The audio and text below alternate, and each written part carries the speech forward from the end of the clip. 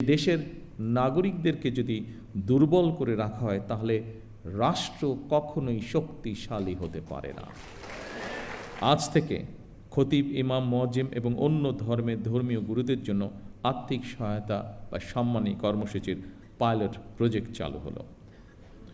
দেশের প্রতিটি নাগরিকের রাজনৈতিক এবং অর্থনৈতিক ক্ষমতায়ন নিশ্চিত করার মাধ্যমে আমরা আমাদের দেশকে একটি শক্তিশালী ভিত্তির উপরে প্রতিষ্ঠিত করতে চাই, যাতে করে আর কোনো ফ্যাসিবাদ কিংবা তাদের তাবেদার অপশক্তি মানুষের স্বাধীনতা কেড়ে নিতে না পারে, কথা বলার অধিকার কেড়ে নিতে না পারে। আজ এই মঞ্চ থেকেও এরকম একটি কথা বলা হয়েছে যে যারা ধর্মীয় গুরু আপনারা আছেন প্রত্যেকটি ধর্মের, তারা স্বাধীনভাবে যাতে কথা বলতে পারেন সেই বিষয়ে আলোকপাত হয়েছে আজকে এখানে। আমি সবসময় বিভিন্ন সময় আমার বক্তব্যে একটি কথা বলার চেষ্টা করেছি। আমি একজন রাজনৈতিক কর্মী হিসেবে দৃঢ়ভাবে বিশ্বাস করি যে দেশের নাগরিকদেরকে যদি দুর্বল করে রাখা হয় তাহলে রাষ্ট্র কখনোই শক্তিশালী হতে পারে না।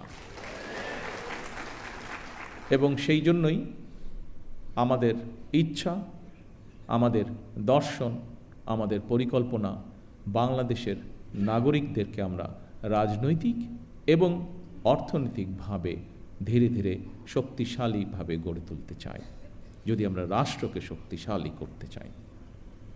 সম্মানিত উপস্থিতিবৃন্দ, ধর্ম বর্ণ নির্বিশেষে প্রতিটি শ্রেণী পেশার মানুষ তথা প্রতিটি নাগরিকের আর্থিক সামাজিক নিরাপত্তা নিশ্চিত করার জন্য সরকার রাষ্ট্রীয় সামর্থ্যের সবটুকু দিয়ে চেষ্টা চালিয়ে যাচ্ছে এবং ইনশাল্লাহ চালিয়ে যাবে।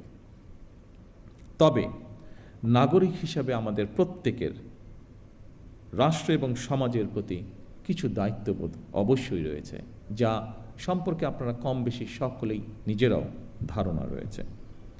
নাগরিক হিসেবে আমরা যদি যে যার অবস্থান থেকে রাষ্ট্র এবং সমাজের প্রতি যার যার সঠিক দায়িত্বটি পালন করি, আমি এই দেশের নাগরিক হিসাবে একজন রাজনৈতিক কর্মী হিসাবে দৃঢ়ভাবে বিশ্বাস করে ইনশাআল্লাহ দ্রুততম সময়ের ভিতরে আমরা রাজনৈতিকভাবে এবং অর্থনৈতিকভাবে একটি সুন্দর স্বনির্ভর আমাদের প্রত্যাশিত বাংলাদেশ গড়ার কাজে এগিয়ে নিয়ে যেতে পারব।